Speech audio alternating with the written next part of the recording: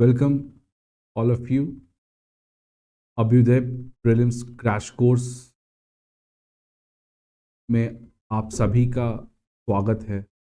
और आज के सेशन में पॉलिटी के थीम में, जहाँ पे ऑलरेडी हमने बहुत इम्पॉर्टेंट टॉपिक्स को कवर किया है, फंडामेंटल राइट्स, फंडामेंटल ड्यूटीज़ और directive principle of state policy, आज उसी के बाद कुछ और टॉपिक्स को हम लोग प्रीलिम्स के पॉइंट ऑफ व्यू से जो बहुत ज़्यादा इम्पॉर्टेंट है, ये चीज़ों के ऊपर आपको ज़्यादा फोकस रखना पड़ेगा, वो आज हम लोग डिस्कस करेंगे। और उसमें हम लोग बेसिकली बात करेंगे यूनियन एग्जीक्यूटिव के बारे में। आपको पता है स्टेट के 3 ऑर्गन होते हैं, एक होता है legislature, second executive and the third is judiciary. Legislative has to make law, executive has to implement those law, execute those law, and judiciary has to ensure that the other 2 organs of the state, that is the legislature and executive, are working as per the constitutional principle or not. तो आज इसी में हम लोग executive से start करेंगे और legislature को भी कवर करेंगे। तो अभी जो आने वाले वीडियोस हैं उसमें हम लोग यूनियन एग्जीक्यूटिव को कवर करेंगे। और one thing which you have to consider is that जो स्टेट लेवल पे एग्जीक्यूटिव है, बिकॉज आपको पता है इंडिया में we follow parliamentary form of government, और ये parliamentary form of government central level पे भी है और साथ ही साथ स्टेट लेवल पे भी। तो यूनियन एग्जीक्यूटिव और यूनियन लेजिस्लेचर को जब हम पढ़ेंगे तो साइमल्टेनियसली हमारा स्टेट एग्जीक्यूटिव और स्टेट लेजिस्लेचर भी कवर होगा, because exactly the same thing is there. कुछ एक्सेप्शंस हैं स्टेट लेवल पे, जैसे पोस्ट ऑफ गवर्नर हो गया, लेजिस्लेटिव काउंसिल्स हो गए, तो उनको हम लोग स्टेट एग्जीक्यूटिव में कवर करेंगे, क्योंकि वो यूनियन एग्जीक्यूटिव में आपको देखने को नहीं मिलेगा। लेकिन मुख्य तौर पर ओवरऑल जो स्टेट एग्जीक्यूटिव है वो एक तरीके से यूनियन एग्जीक्यूटिव का ही रेप्लिका है। तो ज़्यादा कुछ हमें स्टेट एग्जीक्यूटिव में पढ़ने की जरूरत नहीं है, अगर आप यूनियन एग्जीक्यूटिव को अच्छे से समझ जाते हैं तो यूनियन एग्जीक्यूटिव में आपको पता है कौन कौन आता है? President, vice president, prime minister, council of minister और अटॉर्नी जनरल ऑफ इंडिया। तो उसी यूनियन एग्जीक्यूटिव में, जिसको डिस्कस किया गया है आर्टिकल 52 से लेके आर्टिकल 78 तक, इन पार्ट 5, पार्ट मतलब chapter, in chapter 5 of the constitution union executive के बारे में डिस्कशन किया गया है। और उस पार्ट में सबसे पहला जो किस चीज के बारे में बात किया गया है, it is about the president. Because आपको पता है कि president is the nominal executive, that president is the head of the union executive, although he is the nominal head. Because parliamentary form of government में जहां पे dual head होते हैं, 2 heads होते हैं, unlike the presidential form of government, लेकिन dual head में एक हेड जो होता है वो नॉमिनल हेड होता है, और एक हेड जो प्राइम मिनिस्टर होते हैं और उनका जो काउंसिल ऑफ मिनिस्टर होता है वो रियल हेड होता है। तो president, although he is the head of the executive as per the constitution, but he is a nominal executive, that means the real power lies with the prime minister and the council of minister. तो president के बारे में अगर हम लोग बात करें, जो कि आर्टिकल 52 में कहा गया है कि there shall be a president of India, तो आर्टिकल 52 के अंदर प्रेसिडेंट के पोस्ट के बारे में डिस्कशन किया गया है। अब बात करते हैं प्रेसिडेंट के चुनाव के बारे में कि how is the president elected. तो प्रेसिडेंट का इलेक्शन आपको पता है Indian parliamentary form of government और यूके के पार्लियामेंट्री फॉर्म ऑफ गवर्नमेंट में अंतर क्या है कि our form of government is republican, where every post, be it the post of president, is elected by the people. However, in UK, we have monarchy. That means कि the head of state, that means जो India में president कहते हैं, the head of the state is not elected by the people, rather the head of state belongs to a particular family. जो monarch की family है वहीं से वो लोग चुन के आते हैं। तो अगर प्रेसिडेंट के चुनाव की बात करें तो it is because India follows Republican, तो इनमें जो इनमें इलेक्शन प्रोसेस में जो जिनका रोल होगा, they will be the people, so people will elect the president. Although ये process of election directly elected by people नहीं होता है, rather their president is indirectly elected. तो इनडायरेक्टली इलेक्टेड का मतलब कि people does not directly participate in the election of president, rather election of president is done by the elected representatives of people। तो हमारे जो जनप्रतिनिधित्व हैं, दैट इज एमएलए, एमपी, ये लोग हमारे बिहाफ में प्रेसिडेंट के चुनाव में पार्टिसिपेट करते हैं, ना कि हम। क्योंकि अगर प्रधानमंत्री का चुनाव हो गया तो directly we go and vote for a MP, but यहां पे we don't vote, rather our elected representatives vote for the president. तो प्रेसिडेंट के चुनाव में कौन कौन लोग पार्टिसिपेट करते हैं? तो याद रखना, only the elected members of the centre, that means the parliament, and only the elected members of the state legislative assembly, they participate in the election. तो जितने भी इलेक्टेड मेंबर्स हैं लोकसभा के, इलेक्टेड मेंबर्स राज्यसभा के, elected members state legislative assembly के, ये लोग participate करते हैं इलेक्शन के प्रोसेस में। ध्यान रखिएगा कि जो लेजिस्लेटिव काउंसिल है वो पार्टिसिपेट नहीं करता है प्रेसिडेंट के चुनाव में, और साथ ही साथ जो नॉमिनेटेड मेंबर्स हैं राज्यसभा के, जिनको प्रेसिडेंट नॉमिनेट करता है, they also do not participate in the election. ठीक है, सो प्रेसिडेंट का इलेक्शन जो आर्टिकल 54 और 55, आर्टिकल 54 और 55 में गवर्न किया जाता है, उसमें only the elected representatives at the parliamentary level and at the state level they participate in the election process। पहला बात। सेकेंड बात आपको जो याद रखना है कि जो प्रेसिडेंट का चुनाव है, it is done as per the principle of proportional representation by means of single transferable vote. Proportional representation and by single transferable vote. अब इसको समझना जरूरी है, बट क्योंकि आपका अभी एग्जाम आने वाला है तो अभी आपके समझने का समय खत्म।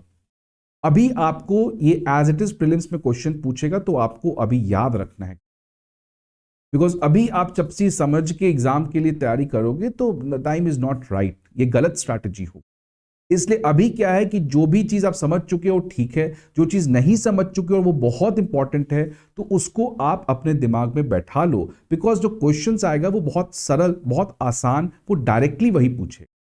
इसलिए rather than understanding what do you mean by proportional representation, what do you mean by single transferable vote, the correct strategy at this particular point of time is to remember this keywords for your examination point of.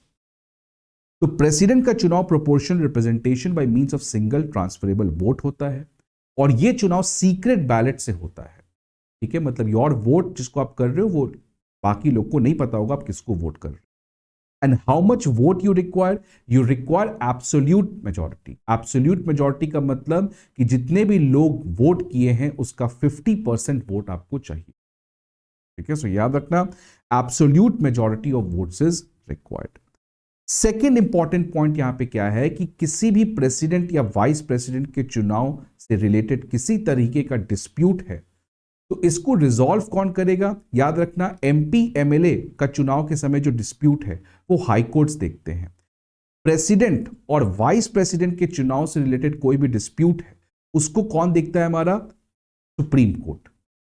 ठीक है, तो supreme court कहां देखेगा, high court कहां देखेगा, ये point आपको याद रखना है। एक और इंपॉर्टेंट पॉइंट है जो यूपीएससी के प्रीलिम्स में पूछ चुका है कि आपको पता है कि president is the head of the state, president is the first person in India, president represents India. तो if president represents the entire country, that is why centre का भी रोल है, एमपीज का भी रोल है प्रेसिडेंट के चुनाव में, और साथ ही साथ स्टेट लेवल के एमएलए का भी रोल होता है प्रेसिडेंट के चुनाव में। Because president is an all India figure, and because India is a federal country, hence center and state both have to ensure in the participation in the process of election of the। तो ये question आपके exam में आएगा कि क्या जो MP का MP का जो कंट्रीब्यूशन है, जो एमपी का वोट शेयर है प्रेसिडेंट के चुनाव में, क्या वो सेम है पूरे स्टेट्स का वोट शेयर मिला के? तो जितने भी स्टेट्स हैं उनका वोट और एमपीज, जो MP of Lok Sabha and MP of Rajya Sabha elected, उनका जो वोट है, क्या ये दोनों वोट शेयर इक्वल है? यस, ये दोनों इक्वल है। दैट मीन्स कि there is a uniformity between the center and all the states in terms of their election to the post of president। तो जो सेंटर का कंट्रीब्यूशन है वो सेम है जो स्टेट लेवल के एमएलएस का कंट्रीब्यूशन है। तो ये याद रखना कि uniformity between centre and state in the election of the. और प्रेसिडेंट को हटाया कैसे जा सकता है, ये तो चुनाव की बात हो गई। प्रेसिडेंट को हटाने के लिए आर्टिकल 61 में इंपीचमेंट प्रोसेस के बारे में बात किया गया, आर्टिकल 61। और इसमें क्या कहा गया है कि प्रेसिडेंट को हटाने के लिए पहले आपको एक मोशन को लाना पड़ेगा। उस मोशन को लाने के लिए आपको कम से कम 1/4 of the member of that house का सपोर्ट चाहिए। यह मोशन आप लोकसभा में भी ला सकते हैं, यह मोशन आप राज्यसभा में भी ला सकते हैं। और दोनों को लाने के पहले, इस मोशन को लाने के पहले आपको 1/4 ऑफ द मेंबर, अगर लोकसभा में आ रहा है तो 1/4 member of the Lok Sabha, Rajya Sabha में आ रहा है तो 1/4 मेंबर ऑफ द राज्यसभा, उनका सपोर्ट चाहिए। Then this motion will be accepted. उसके बाद 14 दिन का नोटिस दिया जाएगा प्रेसिडेंट को कि देखो भैया आप पे ये एक्यूजेशंस लगाए गए हैं, आपको अपने सफाई में क्या कहना है ये आप प्रिपेयर करो। उसके बाद पार्लियामेंट में इसके ऊपर चर्चा होगा और पार्लियामेंट जब डिस्कशन कर लेगा तो इसके ऊपर फाइनली वोटिंग होगा। कितना वोटिंग चाहिए? स्पेशल मेजॉरिटी चाहिए। स्पेशल मेजॉरिटी का मतलब दो चीज, यहां पे जो स्पेशल मेजॉरिटी है ये अलग है as compare to special majority जो आर्टिकल 368 में है। याद रखना स्पेशल मेजॉरिटी जो है वो सबसे बड़ा मेजॉरिटी होता है, लेकिन इसके कुछ वेरिएंट्स हैं। एक वेरिएंट जो आर्टिकल 61 में कहा गया है और इसमें जो स्पेशल मेजॉरिटी है that is equal to 2/3 of the total strength of the house. तो लोकसभा में जब वोटिंग होगा तो लोकसभा का जो टोटल स्ट्रेंथ है, मान लो 550 है टोटल स्ट्रेंथ सपोज, या 500 है, उसका 2/3। सिमिलरली राज्यसभा का 2/3। तो ये जो मोशन है ये लोकसभा से भी पास होगा, राज्यसभा से भी पास होगा। ये जब दोनों हाउस से पास हो जाएगा then the president will be impeached. तो ये आपको याद रखना है। अब इलेक्शन और रिमूवल में एक और बहुत इंपॉर्टेंट डिफरेंस है कि हमने बात किया था कि प्रेसिडेंट के चुनाव में सेंटर और स्टेट दोनों का इक्वल रोल है, और साथ ही साथ सेकेंड पॉइंट हमने बात किया था कि only the nominated members participate. But removal के केस में थोड़ा सा डिफरेंस है। पहला डिफरेंस ये है कि जो स्टेट के एमएलएस थे वो पार्टिसिपेट करते हैं इलेक्शन में, बट उनका रिमूवल में कोई भी योगदान नहीं रहता है, बिकॉज हटा कौन रहा है प्रेसिडेंट को? पार्लियामेंट। सेकेंड इंपॉर्टेंट चीज याद रखना कि क्योंकि स्टेट तो पार्टिसिपेट नहीं कर रहा तो only the centre is participating, लेकिन सेंटर में भी अब रिमूवल के प्रोसेस के समय the nominated as well as elected members as well as nominated members they both participate in the process of election. तो वहां पे ओनली द इलेक्टेड मेंबर्स, यहां पे elected as well as nominated member, वहां पे centre plus state दोनों का role, यहां पे only the central level MPs. तो ये दोनों डिफरेंस याद रखना। और इतना डिफिकल्ट याद रखना, सबसे ज्यादा मुश्किल अगर किसी भी इंडिया में किसी पर्सन को हटाना है, सबसे बड़ा मेजॉरिटी पार्लियामेंट का किसमें लगता है, वो है रिमूवल ऑफ द प्रेसिडेंट। और इसलिए आज तक इंडिया में किसी भी प्रेसिडेंट को नहीं हटाया गया है, because it is very comfort. President एक बार जब चुन के आ जाते हैं तो इनका ओथ कौन एडमिनिस्टर करता है? The chief justice of India. और अगर चीफ जस्टिस ऑफ इंडिया उस समय नहीं है तो फिर कौन करेगा? द सीनियर मोस्ट जज ऑफ द ऑनरेबल सुप्रीम। इसके बाद बात करते हैं क्वालिफिकेशन क्या है प्रेसिडेंट के चुनाव का। क्वालिफिकेशन क्या है कि सिटीजन ऑफ इंडिया होना चाहिए, मिनिमम एज 35 साल होना चाहिए। जो भी पर्सन प्रेसिडेंट के चुनाव के लिए खड़ा हो रहा है that person should be qualified for election as a member of Lok Sabha. तो लोकसभा मेंबर के जो क्वालिफिकेशंस हैं वो उसको उतना क्वालिफिकेशन होना चाहिए, 35 साल का उम्र होना चाहिए, सिटीजन ऑफ इंडिया होना चाहिए, and that person should not hold any office of profit. वो किसी ऑफिस ऑफ प्रॉफिट को होल्ड नहीं करेगा। तो ये कुछ क्वालिफिकेशन है हमारे प्रेसिडेंट के कॉन्टेक्स्ट में। इसके बाद बात करते हैं कि प्रेसिडेंट का प्रीलिम्स पॉइंट ऑफ व्यू से याद रखना कि प्रेसिडेंट जो है वो बहुत ज्यादा प्रिविलेजेस और इम्यूनिटीज को एंजॉय करते हैं। आर्टिकल 14 में कहा गया है कि जो लॉ है वो सबके सामने इक्वल होगा, but president because it's a very important post, he is the head of the state, he represents the collective voice of India, that's why he has been given some privileges and immunities which are exception to article 14।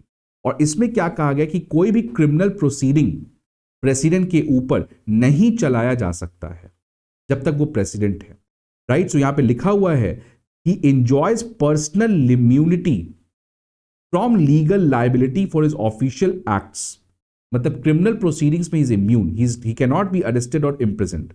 However in civil proceedings 2 महीने के notice के बाद उनके ऊपर कार्रवाई चलाई जा सकती है, ठीक है। तो प्रेसिडेंट को याद रखना, क्रिमिनल प्रोसीडिंग्स में एक तरीके से ज्यादा इम्यूनिटी दिया गया है, उसके ऊपर कोई कार्रवाई, कोई इंप्रिजनमेंट, कुछ नहीं हो सकता। Once he exits from his office then आप चला सकते हो, लेकिन सिविल प्रोसीडिंग्स के केस में 2 महीने नोटिस देने के बाद आप उनके ऊपर कार्रवाई। प्रेसिडेंट चुन के आता है तो कितने समय के लिए रहता है? 5 साल के लिए। वो वापस से री इलेक्टेड हो सकता है, और री इलेक्टेड कितने टर्म के लिए भी हो सकता है। Unlike the US president, which can hold office for a maximum 2 tenure, but India में president can enjoy this part, जब तक वो जीत के आ रहा है तब तक वो जिंदगी भर president रह सकता है। एक चीज और याद रखना कि इंडिया और यूएस में क्या डिफरेंस है कि इंडिया में even a naturalised citizen of India, जो प्रोसेस ऑफ नेचुरलाइजेशन के थ्रू सिटीजन बनता है, that can also become the president of India. However, in US, only a person by birth can become the president of US, ठीक है। उसके बाद president के पास बहुत ज्यादा पावर्स हैं। तो सबसे पहला पावर जो इंपॉर्टेंट पावर है, ऑल्दो इट्स सिंबॉलिक पावर, क्योंकि रियल पावर हमने बात किया prime minister, council of minister के पास है, लेकिन एक चीज अगर आपके प्रीलिम्स में क्वेश्चन आता है कि जितने भी सरकार के लॉ हैं, एग्जीक्यूटिव ऑर्डर्स हैं, वो किसके नाम पे होते हैं? So all those things are done by the name of the president. वही लिखा है कि all executive actions of the government are being formally taken in his, किस मंत्रालय को कितना काम जाएगा, ऑल ये सब प्रधानमंत्री डिसाइड करते हैं, बट पेपर पे कौन डिसाइड कर रहा है? It is the president. याद रखना कि पूरे संविधान में प्राइम मिनिस्टर का जो वर्ड है वो आपको आर्टिकल 74, 75 में मिलेगा। बाकी पूरे संविधान में आपको हर चीज, ये कौन करेगा, वो कौन करेगा, प्रेसिडेंट लिखा हुआ है या तो गवर्नर लिखा हुआ है। बट इसका ये मतलब नहीं कि ये लोग इंडिपेंडेंट हैं। Rather, President is directly working under the advice given by the Prime Minister, जो आर्टिकल 74 में लिखा भी हुआ है, जो हम लोग थोड़ी देर बाद आगे पढ़ेंगे। उसके बाद प्रेसिडेंट और काउंसिल ऑफ मिनिस्टर के बीच में जो चैनल ऑफ कम्युनिकेशन है वो कौन होता है? हमारे प्रधान। आपको पता होगा ज्वाइंट सेटिंग के बारे में, तो ज्वाइंट सेटिंग को समन कौन करता है? प्रेसिडेंट। जब भी उसको लगता है कि जरूरत है तो समन करेगा, ठीक है। इसके बाद याद रखना अगेन ज्वाइंट सेटिंग में एक और चीज, ज्वाइंट सेटिंग कौन बिल्स के लिए बुला सकते हैं? तो ज्वाइंट सेटिंग मनी बिल में नहीं बुला सकते हैं, joint setting constitutional amendment bill में नहीं बुला सकते, ज्वाइंट सेटिंग केवल किस में बुला सकते हैं? ऑर्डिनरी बिल्स में।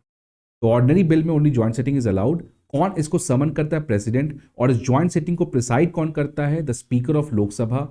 और ज्वाइंट सेटिंग किस हाउस के रूल से गवर्न होता है? तो it is govern as per the rules of Lok Sabha. तो that is about this thing. उसके बाद हमने बात किया कि प्रेसिडेंट डिस्क्वालिफिकेशन ऑफ मेंबर्स पे भी डिसीजन देता है। तो इलेक्शन कमीशन ऑफ इंडिया जो रिकमेंडेशन देता है प्रेसिडेंट को, उस बेसिस पे president can disqualify a person.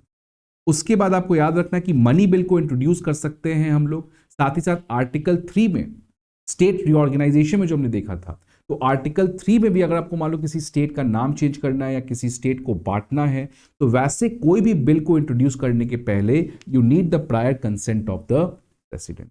तो मनी बिल्स में, आर्टिकल 3 में, इन सब चीजों में हमारे पास प्रेसिडेंट का आपको प्रायर कंसेंट होता है।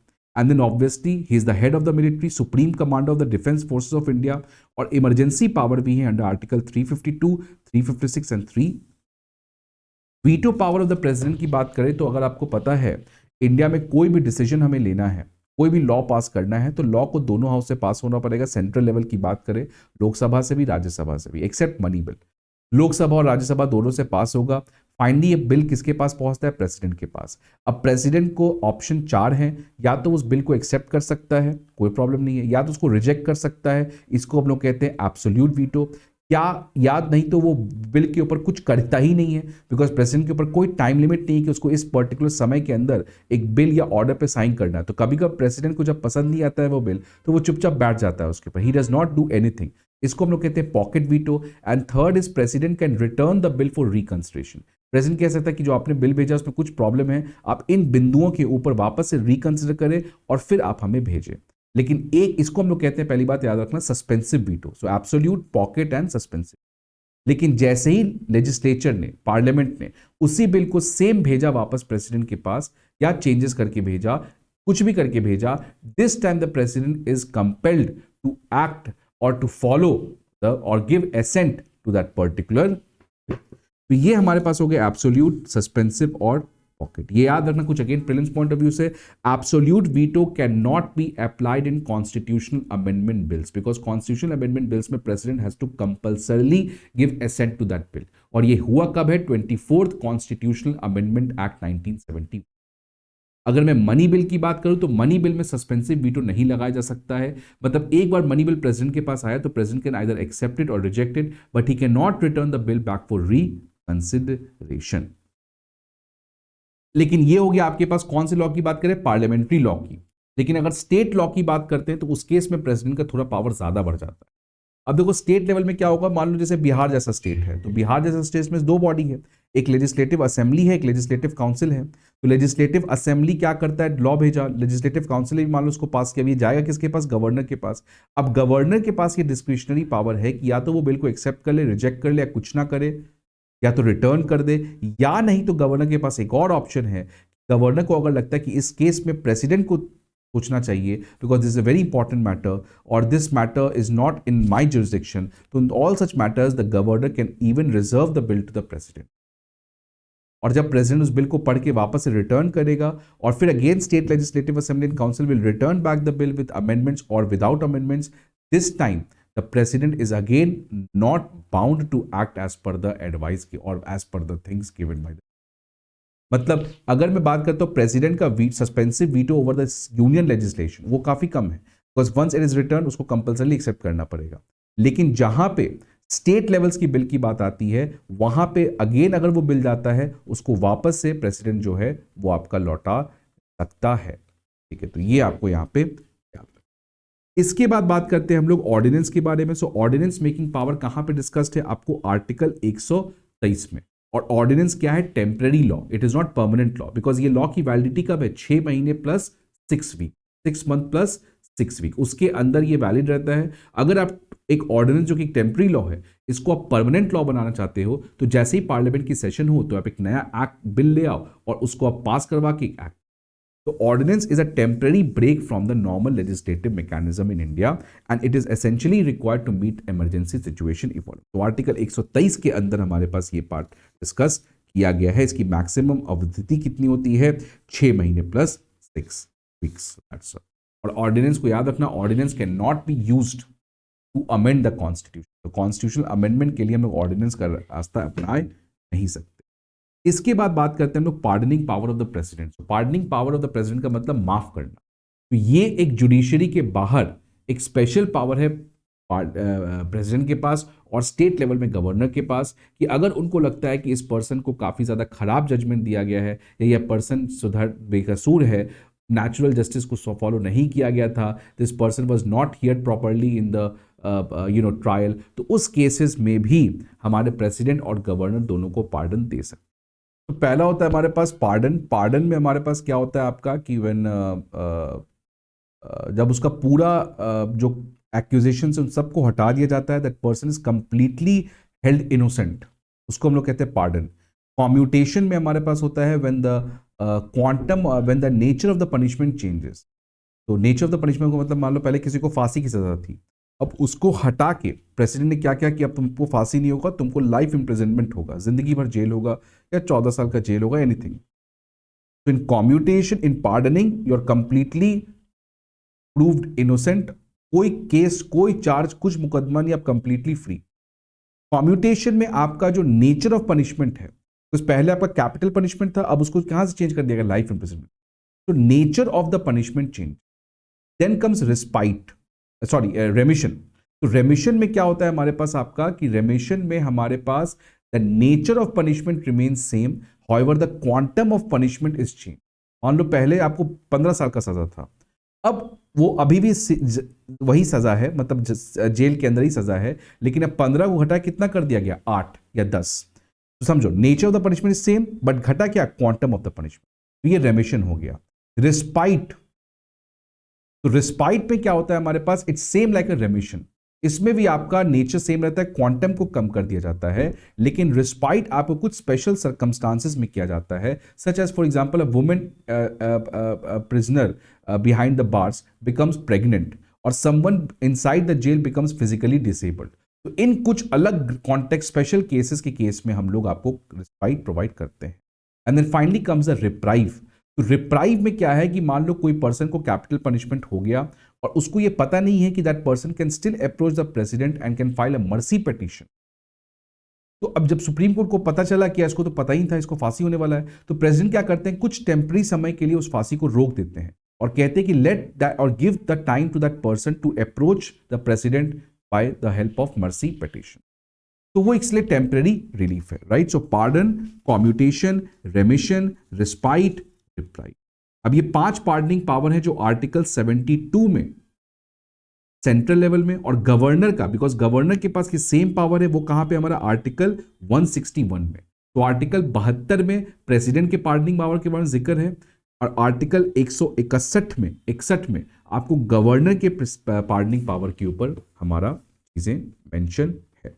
ऑल्दो ये याद रखना कि कुछ डिफरेंसेस हैं between the pardoning power of the president and the pardoning power of the this thing governor. क्या डिफरेंस है? पहला डिफरेंस ये है कि जो pardoning power of the president है, it is applicable only against the union law, whereas state की बात करें तो वहां पे क्या है कि pardoning power of the governor it is applicable only for a crime made against the state law. तो स्टेट लॉ के क्राइम में आपको पार्डन कौन करेगा? गवर्नर, और वहां पे आपको प्रेसिडेंट करेगा। मिलिट्री कोर्ट्स के द्वारा जो दिए गए जजमेंट हैं उसमें पार्डनिंग केवल प्रेसिडेंट कर सकता है, मिलिट्री कोर्ट के जजमेंट्स को पार्डन गवर्नर नहीं कर सकता। थर्ड, डेथ सेंटेंस को पार्डन केवल प्रेसिडेंट कर सकता है, डेथ सेंटेंस को पार्डन गवर्नर नहीं कर सकता। लेकिन क्या गवर्नर बाकी के जो रिलीफ हैं वो प्रोवाइड कर सकता है, such as commutation, respite, reprieve relief? Yes, they can do, the governor can do. याद रखना कि डेथ सेंटेंस के केस में only the president can pardon the death sentence, बाकी भी जज कर सकता है, बट पार्डन तो केवल प्रेसिडेंट कर सकता है, बिकॉज गवर्नर के पास पार्डनिंग पावर नहीं है, बाकी सारे उसके पास भी है, कॉम्यूटेशन, रिस्पाइट, रिप्राइव। तो ये हमारा यहाँ पे आप याद। अब आता है कि यार इंडिया में प्रेसिडेंट के पास रोल क्या है। तो देखो जनरली प्रेसिडेंट क्या है, जो नॉमिनल है, हमने बात किया है। तो पूरे संविधान की अगर आप बात करोगे तो हर जगह आपको प्रेसिडेंट देखने को मिलता है। तो ऐसा लगता है कि इंडिया में तो प्रेसिडेंशियल फॉर्म ऑफ गवर्नमेंट है, because everything, all executive decisions are taken in the name of president, everything is related by president, ये करेगा प्रेसिडेंट, वो करेगा। तो भैया ये प्रेसिडेंट के पास पावर क्या होता है in relation to the prime minister, because India follows the parliamentary form of government, so the real head is the prime minister. और ये मेंशन कहां पे? ये आर्टिकल 74 में है।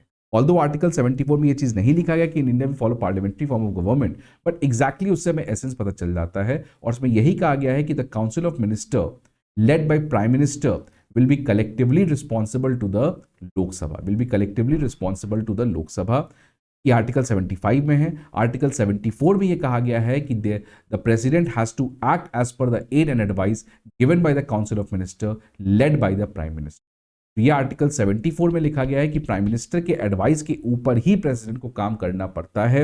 और सेकेंड कहा गया है हमारे पास कि आपका जो ये है क्या कहते हैं, आर्टिकल 75 है, उसमें कहा गया कि the council of minister will be collectively responsible to the Lok Sabha. तो ये हमारे प्रेसिडेंट के बारे में आपका बात हो गई। अगर इसके बाद अगर मैं ऑफिस ऑफ वाइस प्रेसिडेंट की बात करता हूं तो याद रखना आर्टिकल 63 में प्रेसिडेंट को कौन से आर्टिकल में कवर किया गया था? आर्टिकल 53 में, और वाइस प्रेसिडेंट को आर्टिकल 63 में। अब vice president second highest office है, just he ranks next to the president. Election याद रखना, वाइस प्रेसिडेंट का जो चुनाव है इसमें स्टेट का कोई रोल होता नहीं है, इसमें केवल पार्लियामेंट का रोल आपका होता है। और सेकेंड डिफरेंस क्या है कि यहां पे आपको elected as well as nominated members both can participate, both the MPs can participate in the process of election of vice president. Again same system है इसमें हमारे पास, single transferable vote, proportional representation, single ballot, secret ballot, and any dispute will be resolved by the Supreme Court of India। Qualifications of vice president में क्या है? Citizen of India होना चाहिए, 35 साल खत्म हो चाहिए, प्रेसिडेंट वाइस प्रेसिडेंट दोनों का 35 साल है। MP of Lok Sabha and MLA का एज है आपका 25 साल, और जो हमारे राज्यसभा के एमपी हैं यानी तो नॉमिनेटेड मेंबर्स हैं, इनका एज कितना है आपको 30 साल, सो 35, 30, 25। और लोकल बॉडीज में क्या है हमारे पास, कितना एज लिमिट है, 21 साल। ये याद रखना, सबसे बड़ा पोस्ट, सबसे ज्यादा एक्सपीरियंस तो 35 साल। उसके बाद एमपी एमएलए का कम तो आपका 30 साल, कुछ लोग का और कम तो 25 साल, और कुछ लोगों का और कम तो 21। और याद रखना कि अब वाइस प्रेसिडेंट को हटाया क्या सकता है, ये तो इलेक्शन हो गया, हटाया कैसे जाएगा, तो हटाया जा सकता है by Rajya Sabha and Lok Sabha both. तो राज्यसभा से वाइस प्रेसिडेंट को हटाने के लिए जो नोटिस आएगा उसके ऊपर वोटिंग होगा, एंड राज्यसभा में the voting has to be how much, special majority. लेकिन जब वो लोकसभा में जाएगा तो वहां पे कितनी मेजोरिटी चाहिए उसको, simple majority. So this is how the vice president of India can be remove by the contribution from both Lok Sabha as well as from the Rajya Sabha. Power and functions में क्या है, प्रेसिडेंट की तरह एक्ट करता है जब प्रेसिडेंट है नहीं, लेकिन सबसे इंपॉर्टेंट क्या है कि president the x official chairman of the Rajya Sabha, because both the houses have a monitor. Lok Sabha का अपना एक मॉनिटर है और इसका राज्यसभा का एक अपना मॉनिटर है। तो ये दोनों मॉनिटर एक दूसरे के चीज़ों को गवर्न करते हैं। तो जो हमारा वाइस प्रेसिडेंट है, it is the x official chairman of the राज्य। तो ये हमारे पास प्रेसिडेंट और वाइस प्रेसिडेंट के बारे में डिस्कशन हो गया। नेक्स्ट सेशन में हम लोग प्राइम मिनिस्टर और उसके आगे वाले टॉपिक को कवर। Thank you everyone.